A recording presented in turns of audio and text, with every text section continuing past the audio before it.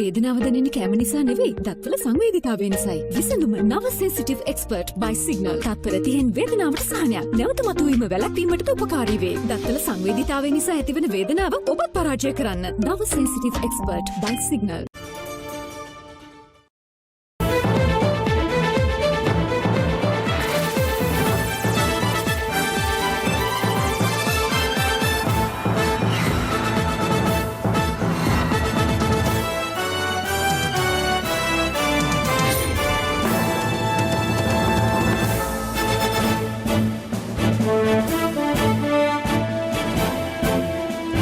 ආයුබෝවන් සුබ සන්ධ්‍යාවක්. සියලු සමීක්ෂණ වාර්තා නැවත නැවතත් තහවුරු කර ලංකාවේ අංක 1 ප්‍රවෘත්ති ප්‍රකාශය. පැත්තගත් ඇත්තකේන හිරු සවස 6:55 ප්‍රධාන ප්‍රවෘත්ති ප්‍රකාශය සමගින් මම ධනුෂ්ක සෙනවිරත්න. මම උත්පල රත්නායක. මුලින්ම සිරස්තල.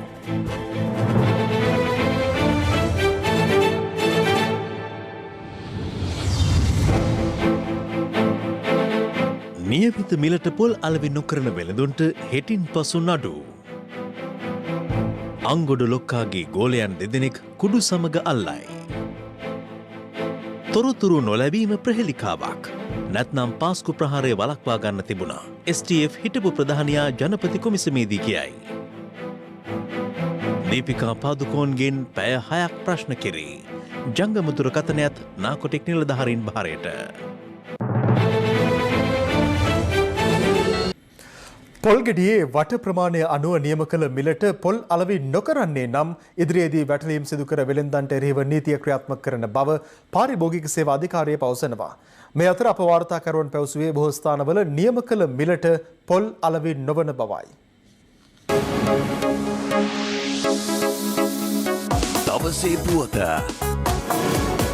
පොල්ගෙඩියේ වට ප්‍රමාණය අනුව උපරිම සිල්ලර මිලක් නියම කරමින් පාරිභෝගික සේවා අධිකාරිය පසුගියදා විශේෂ ගැසට් පත්‍රයක් නිකුත් කළා. ඒ අනුව 25 වෙනිදා සිට ක්‍රියාත්මක වන පරිදි වට ප්‍රමාණය අඟල් 12ට අඩු පොල්ගෙඩියක උපරිම මිල රුපියල් 60ක් ලෙසත්, වට ප්‍රමාණය අඟල් 12 13ත් අතර පොල්ගෙඩියක උපරිම මිල රුපියල් 65ක් ලෙසත්, වට ප්‍රමාණය අඟල් 13ට වැඩි පොල්ගෙඩියක උපරිම මිල රුපියල් 70ක් ලෙසත් මිල නියම කර තිබෙනවා. මේ මනිලා බලනකොට වටරවුම් 12 තියෙන නිසා මේක සාමාන්‍ය විකුණන්න වෙනවා 60යි. මීට වඩා 12ටයි 13ට අතර තියෙන පොල් ගෙඩි 60 පාට විකුණන්න වෙනවා. ඒක බැලඳ පොලේ කියලා බලලා සාමාන්‍ය විදිහට විකුණනවා නම් නඩු පවරන්න අවශ්‍ය වෙන්නේ නැහැ. 70ට වැඩි විකුණනවා නම් ඒක මනින්න අවශ්‍ය නැහැ. කෙලිම නඩු දානවා. පාරිභෝගික සේවා අධිකාරිය නිලධාරීන් දෙමටගොඩ සහ නාරාහෙම්පිට වෙළඳපොළ තුල සංචාරය කරමින් පොල් මිල ක්‍රමවේදය ක්‍රියාත්මක වන්නේ දැයි සොයා බැලුවා. නියමිත මිලට වඩා වැඩි මිලට පොල් අලෙවි කරන වෙළඳුන්ට අවවාද කිරීමට නිලධාරීන් මෙහිදී පියවර ගත්තා. අපෝ නෑ මේකද ඒක මේක අඩුන්නේ 12ට අඩු නම් 60යි මේ බෝඩ් එකේ මේක අසුරේ කොහොමද බෑ මම දන්නේ නැහැ මේක පහදානේ පොල් බාලා තියෙන්නේ හරි හෙට උදේ අපි එනවා බලන්න හරි ඒ විදිහ වෙනස් කරලා තියෙන්න ඕනේ ඊට පස්සේ ආයි වෙනස් කරලා නැහැ අමත ගුණා නැත්තම් බැරි ගුණා බෑ නෑ ඒව කරන්න හරි හෙට අනිද්දා වෙනකොට පාරිභෝගිකයට ඒ සහන මිලට පොල් ලබා දුන්නේ නැත්තම් වෙළඳුන්ට විරුද්ධව අපි නීතිමය සම්බන්ධව අපි කටයුතු කරනවා මේ ආකාරයට වඩා වෙනස් විදියට මේ විකුණනවා නම් ඒ සම්බන්ධව 1977ට පෙමිණිලි කරන ලෙස අපි පාරිභෝගිකයන් ඉල්ලා සිටිනවා. මේ අතර පාරිභෝගික අයිතීන් සුරකීමේ සංවිධානයද නාරාහෙම්පිට පොදු වෙළඳපොලේ සංචාරය කරමින් පොල් මිල සම්බන්ධයෙන් සොයා බැලුවා. මේ ටේප් අරන් යන්න එපා. එහෙම කියලා එයාලගේ උපකරණ ගහලා මෙතන මේ 1000කට නඩු දැම්මට මේ ප්‍රශ්න විසඳෙන්නේ නැහැ. එහෙම විසඳන්න පුළුවන් මේ රටේ ගොඩක් ප්‍රශ්න විසඳලා ඉවරයි. අපි දීර්ඝ කාල වැඩ පිළිවෙලකට යන්න ඕනේ. එහෙම ගියොත් විතරයි අපිට මේ ප්‍රශ්න විසඳන්න පුළුවන්. මේක හරියට ඔළුවේ අමාරුවට කොට්ටේ මාරු කරා වගේ වැඩක්. මේ අතර නව ක්‍රමවේදය පිළිබඳ ජනතාව දැනුවත් කිරීම සඳහා පාරිභෝගික සේවා අධිකාරියේ සභාපති විශ්‍රාමික මේජර් ජෙනරාල් ශාන්ත දිසානායක මහතා අද ප්‍රවෘත්ති සාකච්ඡාවක් හැඳවා තිබුණා. ඉතින් ඇත්තට අපේ ප්‍රධාන අරමුණ තමයි රුපියල් 100ට 110 වෙන පොල් 60 65 70ට ලබා දීම. ඉතින් ඒක ගොඩවල් තුනකට වෙන් කරලා ඔක දෙන්න තියෙන්නේ. මනින එක නෙවෙයි ලොකු ප්‍රශ්නේ තියෙන්නේ. මනින එකේදී ප්‍රශ්නයක් આવොත් අපිට කියන්න අපි ඉන්නේ ඒකට ජනතාවට ටේප් පටි අරන් යන්න අවශ්‍යතාවය නැහැ කඩේට. අපි වෙනම කම්බි වලින් හදපු උපකරණයක් තියෙනවා. සයිසස් දෙකකට හදලා තියෙනවා. අපිට අවශ්‍ය විදිහට තිබෙන්නේ නැත්තම් අවශ්‍ය නිදි කටයුතු කරනවා. පාරිභෝගික සේවා අධිකාරිය නියම කළ මිලට වෙළඳුන් පොල් අලෙවි කරන්න යන සම්බන්ධයෙන් අප විමසා බැලුවා. වෙළඳපොලේ අධික මිල ගණන් යටතේ පොල් අලෙවි වන නිසා වටක් ප්‍රමාණය අනුව පොල් සඳහා උපරිම මිලක් නියම කරන්නට පාරිභෝගික කටයුතු පිළිබඳ අධිකාරිය පසුගිය දිනක පියවර ගනු ලැබුවා. ඇත්තටම ඒ මිල ගණන් යටතේ පොල් අලෙවි වෙනවද? මේ පිළිබඳව සොයා බලන්න අපි අද දවසේදී වෙළඳපොළ ආශ්‍රිතව නිරීක්ෂණයක නිරත වුණා. කොහොමනත් අපිට දැක ගන්නට හැකියාව ලැබුණේ බොහෝ ස්ථානවල ඒ මිල ගණන් යටතේ පොල් අලෙවි වීමක් සිදු වෙන්නේ නැහැ කියන කාරණාව. වටා ප්‍රමාණය අනුවක මොන විදියක වන්නේ මං ඊයේ පොල් ගෙඩියක් ගත්තේ රුපියල් 95ට. මැනලා ගන්න කොහෙද අනේ කවුද අනේ ට්‍රේප් අරන් යන්නේ පොල් ගේන්න යනකොට 100ට තමයි යන්නේ දැන්. අද යන්න ඕනේ ට්‍රේප් එක අරන් මැනලා බලන්න. ඒ ගාට පොල් දෙන්නේ කවුරුත්. පොල් 110 120 අපිට කරන්න බැරි මොකුත් නෙමෙයි අපිට ගස් වලින් දෙන්නේ රුපියල් 80 පොල් ගෙඩියක්. එල්ලි ගහන රුපියල් 3ක් ගන්නවා ගහට යන මිනිහා 100ක් ගන්නවා ලොරි කුරිය දෙන්න ඕන. සියරම දෙක දරාගෙන හිල තමයි අපි ඔය ගන්න පොල් ගෙඩියක් දෙන්නේ. අපේ ලංකාවේ පොල් ඉල්ලම හැපුවම අනුතීර්ණ වෙනවනේ ඕක ඔච්චර මිල නගින්නේ නැහැ. ඕන කලටි ගෙඩියක් ඒගොල්ලෝ අරන් යනවා රට පටවන. පොල් අවාර නිසා පොල් නැහැ. නැතිකමට මේ පොල් ගෙඩියක් තියන මේක කියා ඔල්ලොල්ල හිටිය නැති වැඩක් නැහැ. මේ දිනවල දේශපාලන වේදිකාවේද පොල් මිල මාතෘකාවක් වී තිබෙනවා. මම දන්නේ මේ කාගේද මේ පොල් මනින කතන්දරයක් අවශ්‍ය ඒකට ඕනේ අපේ රටේ මිනිස්සු පොල් ගෙඩිය අතට අරගෙන පොල් ගෙඩිය මෙහෙමනම් පොඩි මෙහෙමනම් ලොකුයි පොඩි එකට 60ක් දෙයි ලොකු එකට 70ක් දෙයි ඕක මහවැඩක් නෙවෙයි ඕකට මේ මනින්න සූත්‍රයක් දාන්න ඕනේ නේ කදිමෙට තිබූ රටක් අහෝ ඇද වැටිච්ච අඩිය රෙදි වෙනුවට අල්මාරියේ තියමුද පොල් ගෙඩිය කරුණු සියල්ලම සැලකිල්ලගෙන පොල් විතරක් නෙමෙයි මේ රටේ අත්‍යවශ්‍ය භාණ්ඩවල මිල අඩු කරන්න ඉදිරි දින කිහිපය තුල ආණ්ඩුව කටයුතු කරනවා. දවසේ පුවත පුරාණේ පටන් භාවිතා කරන ඉපැරණි ශාකසාර වට්ටෝරුවකට අනුව නිෂ්පාදනය වන ගවේෂා පුරුෂ කේශවර්ධන hair oil. ලයිෆ් බොයි ෂැම්පූල ඇති කිරි ප්‍රෝටින් සහ මල්ටිවිටමින් හිසකෙස් මුල සිට පෝෂණය කර ශක්තිමත් කරයි. ලයිෆ් බොයි ෂැම්පූ ඔයත් ශක්තිමත්. COVID-19 ගෝලීය වසංගතය මර්ධනය කිරීමේ ලොව රටවල් 108ක් අතරින් ශ්‍රී ලංකාව දෙවැනි ස්ථානයට පත්ව තිබෙන බව චීනයේ මූල්‍ය බුද්ධි ආයතනයක් විසින් සිදු කළ සමීක්ෂණයකින් හෙළි වී තිබෙනවා. මේ අතර පසුගියදා මෙරටට පැමිණි ඉන්ධන නෞකාවක සිටි කාර්ය මණ්ඩලයේ 17 දෙනෙකුට COVID-19 ආසාදනය වී ඇති බව පළමු PCR පරීක්ෂණයෙන් තහවුරු වී ඇතැයි යුද හමුදාපති ලුතිරන් ජෙනරාල් ශවේන්ද්‍ර සිල්වා මහතා පවසනවා. පසුගිය වසරේ දෙසැම්බර් මාසයේදී චීනයේ වුහාන් ප්‍රදේශයෙන් COVID-19 ගෝලීය වසංගතයේ ව්‍යාප්තිය ආරම්භ වුණා. මෙරටින් පළමු COVID-19 ආසාදිතය වාර්තා වුණේ මේ වසරේ මාර්තු 11 වෙනිදායි. සෞඛ්‍යංශ මෙන්ම ත්‍රිවිධ හමුදාව, පොලිසිය, සිවිල් ආරක්ෂක බලකාය සහ සියලුම රාජ්‍ය නිලධාරීන් එක්ව COVID-19 මර්ධනය සඳහා අති විශාල කාර්යභාරයක් සිදු කරනු ලබනවා. චීන මූල්‍ය බුද්ධි ආයතනයක් වන යීකාය පර්යේෂණ ආයතනය පෙන්වා දෙන්නේ COVID-19 ගෝලීය වසංගතය වැළැක්වීමේ ක්‍රියාමාර්ග ආර්ථිකය ප්‍රකෘතිමත් කිරීම සහ ජාත්‍යන්තර සහයෝගිතාව සැලකුව විට ලොව රටවල් 108ක් අතුරින් ශ්‍රී ලංකාව දෙවන ස්ථානයට පත්ව ඇති බවයි. චීනය එහි මුල් තැනට පත්ව තිබෙනවා. තුන්වන ස්ථානය හිමි කරගෙන ඇත්තේ දකුණු අප්‍රිකානු ගානා රාජ්‍යයයි. ගෝලීය වසංගතය පිළිබඳ තැක්කීමක් නොකළ ඇමරික එක්සත් ජනපදයට හිමිව ඇත්තේ 98 වැනි ස්ථානයයි. ඊකායි පර්යේෂණ ආයතනය පෙන්වා දෙන්නේ COVID-19 සඳහා එන්නතක් සුලභව යොදා ගැනීමට හැකිවනතුරු මෙම වෛරසය මිනිස් සංහතිය තුළ පවතිනු ඇති බවයි. අපිට දින 50ක් වැනි කාලය තුළ සමාජයේ කොවිඩ් පතරයාම වළක්වා ගැනීමට හැකියාවක් ලැබුණා. නමුත් ඉතින් බොහොම කනගාටුවෙන් කියන්න ඕනේ මේ අවස්ථාවේදී මේ රටේ කොවිඩ් තිබෙත් නෑ වගේ මාතර සිද්ධිය වුණාන් පස්සේ නිකට දාගෙන හිටපු මුඛාවරණය පොඩ්ඩක් මුඛ ගාවට උසවුවා දවස් දෙක තුනක්. ඊට පස්සේ දැන් ආපහු පල්ලෙහාට ඇවිල්ලා තිබෙනවා. මේක නෙමේ තිබිය යුතු තත්ත්වය.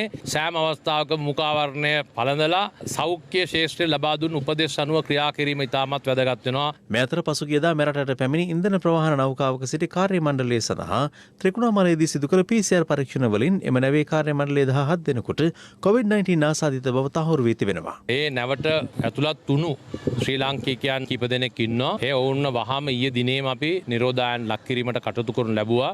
ඔවුන්ගෙන් සම්බන්ධ වෙච්ච අය ඉන්න කීප දෙනෙක් ඉන්නවා. මේක 5 දෙනෙක් වගේ සංඛ්‍යාවක් සම්බන්ධ වෙලා තිබ්බේ. වෛද්‍යවරයෙක් ඊළඟට පයිලට්ස්ලා දෙන්නෙක් සහ තවත් කීප දෙනෙක්. ඉතින් ඒ කට්ටිය මේ වෙනට නිරෝධායන ලක් කළා. ඔවුන්ගේ පවුලුත් නිරෝධායන කිරීමට කටයුතු කරලා තියෙනවා.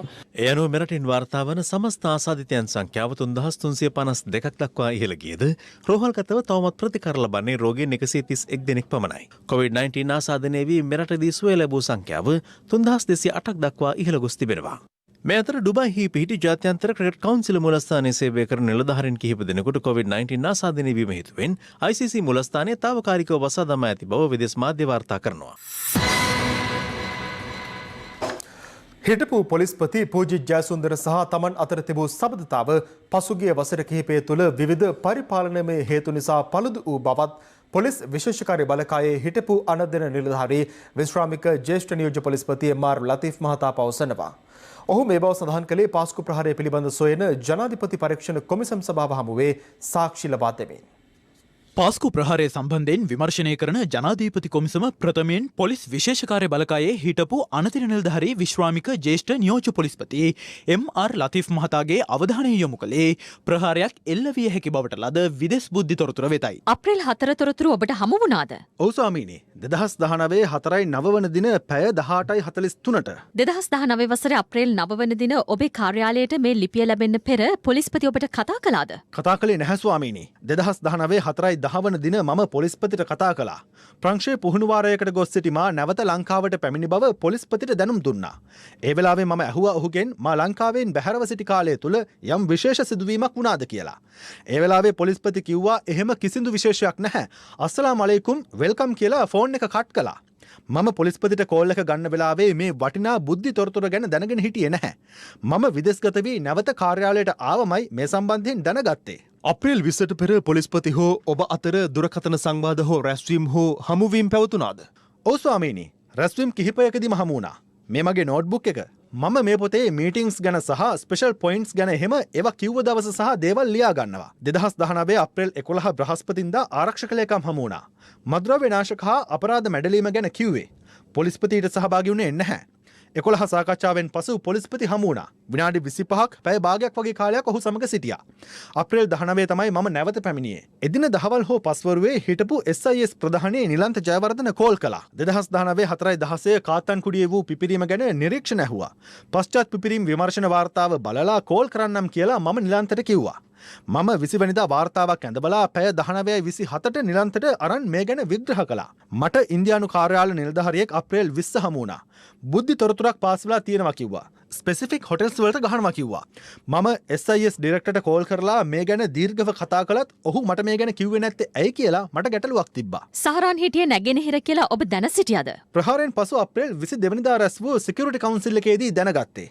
ආරක්ෂක කවුන්සිලට අපිව ඉස්සර කැඳෙව්වා. පසුව අපිව කැඳෙව්වේ නැහැ. මද්‍රව්‍ය මැඩලීම් වලට STF එක විශේෂ කාර්යයක් කළා. එහෙම තියෙද්දිත් මෙම බුද්ධි සමාලෝචන රැස්වීමට එන්න ඇහුවා. ප්‍රතිචාරයක් දක්වුවේ නැහැ. මෙහිදී කොමිසම වෙනුවෙන් පෙනී සිටි රජයේ ජ්‍යෙෂ්ඨ නීතිඥවරිය සාක්ෂිකරුට X94 නැමැති ලේඛනයක් පෙන්වා එම ලේඛනය මීට පෙර තමන් වෙත ලැබී තිබුණේ දැයි විමසුවා.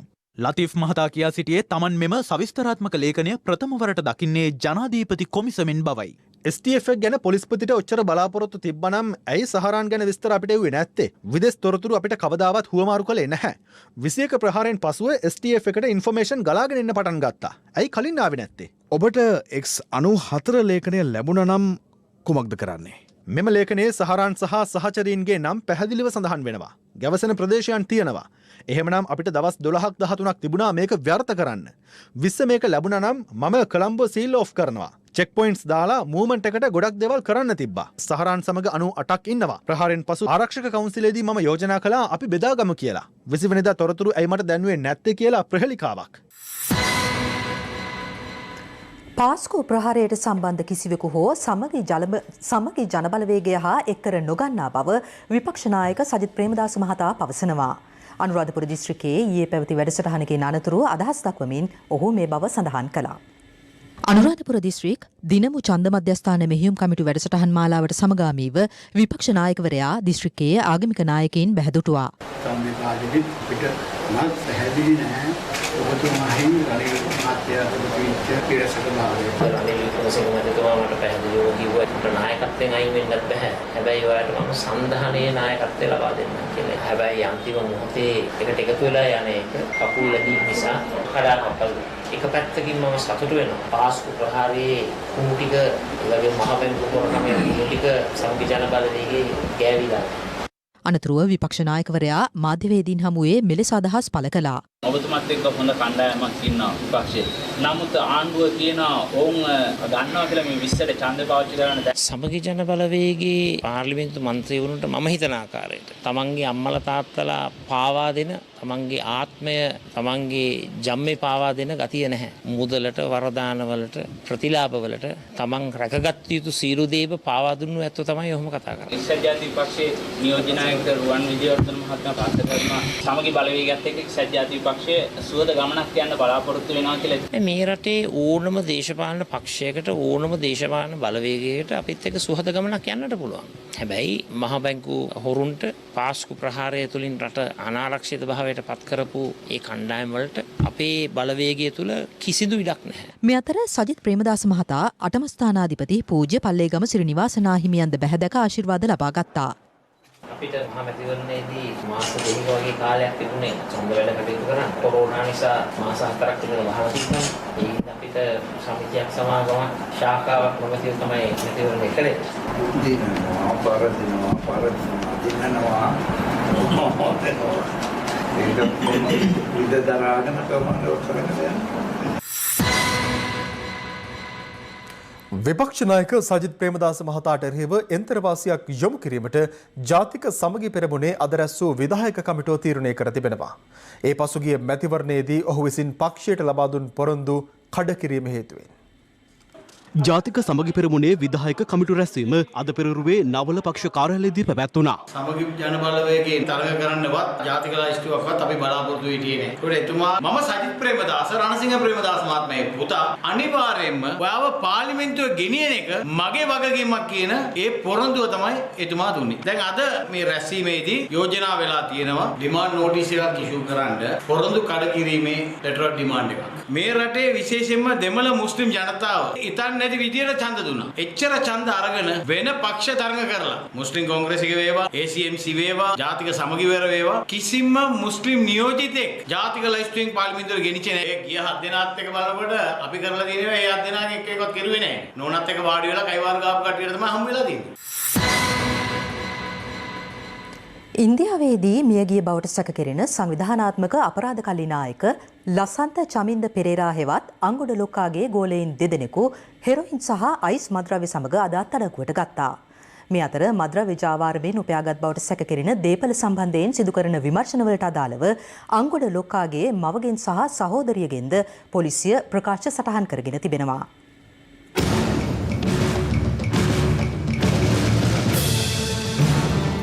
ඉන්දියාවේදී මියගේ බවට සැක කෙරෙන සංවිධානාත්මක අපරාධකරුවෙකු වන අංගොඩ ලොක්කාට අයත් දේපොළ රැසක් පසුගිය දිනවලදී පොලිසිය සිදු කළ විමර්ශනවලදී අනාවරණ කර ගැනීමට හැකි වුණා. ඔහුගේ මව සහ සහෝදරියගෙන් බස්නාහිර දකුණ අපරාධ කොට්ටාශයේ නිලධාරීන් ඊයේ ප්‍රකාශයක් සටහන් කරගෙන ඇත්තේ මද්‍රව්‍ය ජාවාරමෙන් එපයූ මුදල් භාවිත කර රැස් කර ඇති දේපොළ සම්බන්ධයෙන් තොරතුරු අනාවරණ කර ගැනීමේ අරමුණින්. සැකකරු ඉන්දියාවේදී මිය ගොස් ඇති බවට පළවන වාර්තා පිළිබඳ තහවුරු කර ගැනීම සඳහා අංගොඩ ලොක්කාගේ ඥාතීන්ගෙන් DNA සාම්පල ලබාගෙන ඉන්දිය පොලිසිය වෙත යොමු කර තිබුණා. මේ අතර අංගොඩ ලොක්කාගේ ගෝලයන් දෙදෙනෙකු මීගොඩ සහ හබරකඩ ප්‍රදේශවලදී හෙරොයින් සහ අයිස් සමග පොලිස් අත්අඩංගුවට පත් වුණා. මේ අතර පසුගියදා කොච්චකඩේ ප්‍රදේශයේදී පොලිස් වෙඩිපහරින් ජීවිතක්ෂයට පත් වූ පාතාල සමාජිකයෙකු සහ මද්‍රව්‍ය ජාවාරම්කරුවෙකු වූ රත්මලානී රොහාමියාම සම්බන්ධයෙන් ඉකුත් 25 වෙනිදා සතුට සමරමින් මුහුණු පොත හරහා සටහන් තැබූ කුඩු අංජුගේ සහෝදරිය ඇතුළු සිව් දෙනෙකු පොලිස් අත්අඩංගුවට පත් වුණා. ඔවුන්ගෙන් සිදු කළ ප්‍රශ්න කිරීමවලදී අදාළ සොහනට ගෝනින් මල් එසීම සඳහා රැගෙන ආ ඩ්‍රෝන යානයක් සොයාගත් අතර අදාළ ඩ්‍රෝන යානය ලබා දුන් පුද්ගලයාගේ නිවස පරීක්ෂාවට ලක් කර තිබෙනවා. එම නිවසේ තිබී භාණ්ඩ ප්‍රවාහනය සඳහා යොදා ගන්නා ඩ්‍රෝන දෙකක් සහ තවත් ඩ්‍රෝන කැමරා 3ක් ඇතුළු උපකරණ තොගයක් දෙහිවල පොලිසිය බහරයට ගෙන තිබෙනවා. මේ අතර ගල්කිස්ස පීරිස්පාර ප්‍රදේශීය නිවසකදී හෙරොයින් පානය කළ පුද්ගලයෙකු ඔහුගේ මිතුරා විසින් තියුණු ආයුධයකින් ඇන ඝාතනය කර ඇත්තේ තනිවම හෙරොයින් පානය කළ බවට පවසමින්. ජීවිතක්ෂයට පත් වුණේ එම ප්‍රදේශයේම පදිංචි 46 හැවිරිදි පුද්ගලයෙක් වන අතර ඝාතනය කළ බවට සැක කෙරෙන පුද්ගලයා ප්‍රදේශයෙන් පලා ගොස් තිබෙනවා.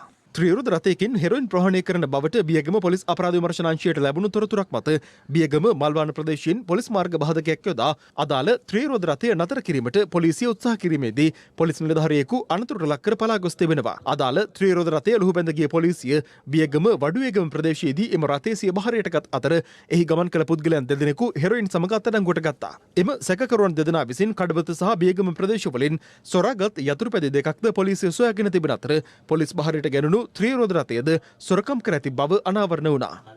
යතුරුපැදියකින් හෙරොයින් ප්‍රවාහනය කරමින් සිටි ගැබිණි කාන්තාවක් කහතුඩුව හෙරලියාවල ප්‍රදේශයේදී පොලිසිය අත්අඩංගුවට ගත්තා. අදාළ සැකකාරිය ප්‍රවාහනය කළ රුපියල් ලක්ෂයකට අධික වටිනාකමකින් යුත් හෙරොයින් ජංගම දුරකථන දෙකක් සහ මද්‍රව්‍ය ජාවාරමෙන් උපයාගත් බවට සැක කෙරෙන රුපියල් 12000ක මුදලක්ද පොලිස් බහරයට ගෙන තිබෙනවා. මේ අතර බොරැල්ල පොලිසිය දූෂණ මර්දන ඒකකය බොරැල්ල සහස්පුර ප්‍රදේශයේ සිදු කළ වැටලීමකදී හෙරොයින් සමග මයිකල් අන්තෝනි සුජීවනි හෙවත් සහස්පුර සුජීවා අත්අඩංගුවට ගෙන තිබෙනවා.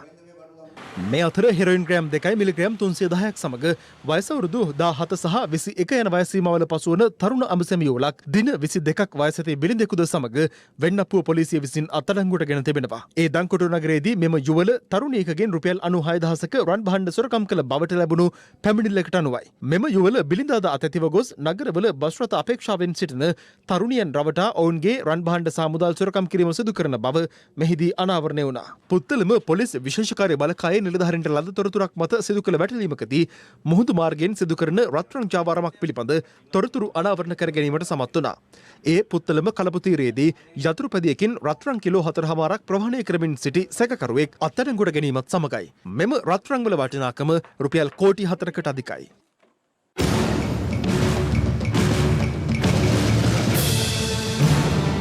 ඩයලොග් කපල් බ්ලාස්ටර් රුපියල් 123කට අන්ලිමිටඩ් කෝල් සහ SMS. අලුත් ගම්මිරිස් සැට ටිකක් අවුවේ වේලලා වංගෙඩිය කොටලගත්ත වගේමයි. ෆ්‍රීලන්ඩ් ගම්මිරිස්. සුරක්ෂිතම ඇසුරුමින් එන නිසා. ගෙදර හැදුව වගේ.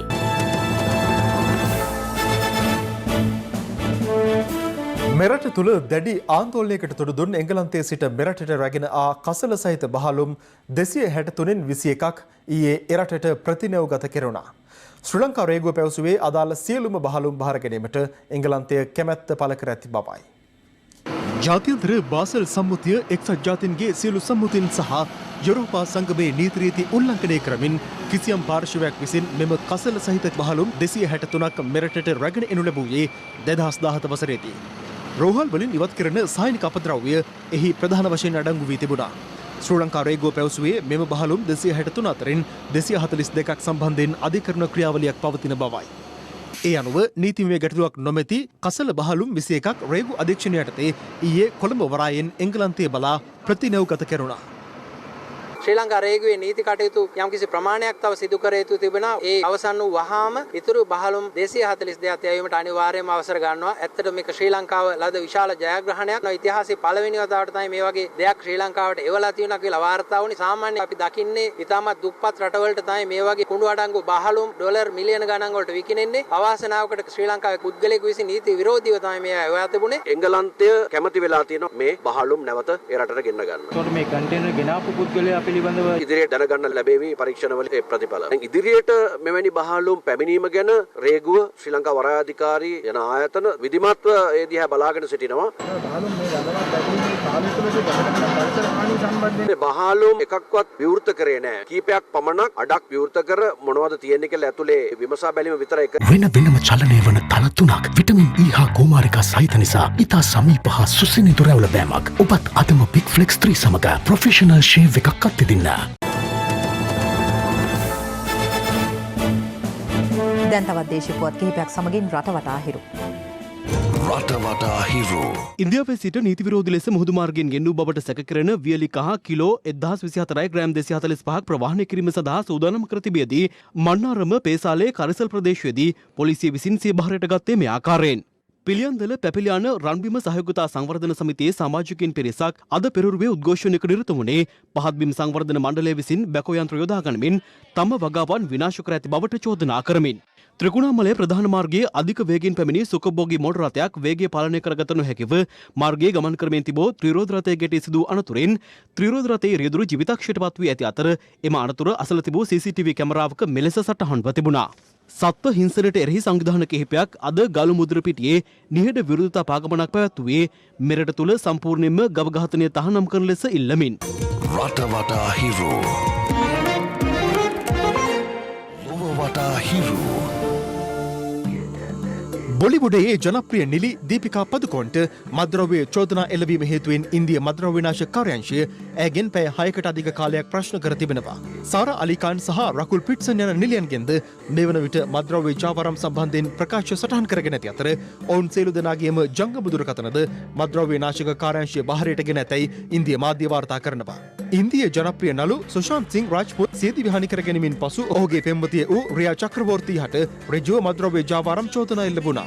ඇය ලබා දුන් ප්‍රකාශය මත පදනම්ව ඉන්දිය මද්‍රව්‍ය විනාශක කාර්යාංශය දීපිකා පදුකොන් ඇතුළු නිලියන්ගේ ප්‍රකාශ සටහන් කර ගනිමින් සිටිනවා.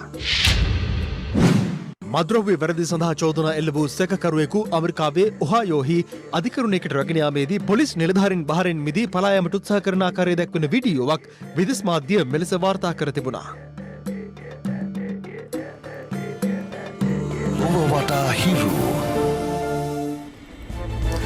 හිරු සවස 6:55 ප්‍රධාන ප්‍රවෘත්ති ප්‍රකාශය මෙන් නිමවට පත්වනවා. පැත්ත නොගත් ඇත්ත දැනගැනීමේ අයිතිය තවදුරටත් තහවුරු කර ගැනීමට ඔබගේ ජංගම දුරකථන ජාලය අනුව තිරේ දිස්වන පරිදි හිරු ප්‍රවෘත්තියේ SMS සේවාව සක්‍රිය කරගන්න. අප හෙළිත් හමුවන්නේ රාත්‍රී 9:55ට. අයිබෝවන්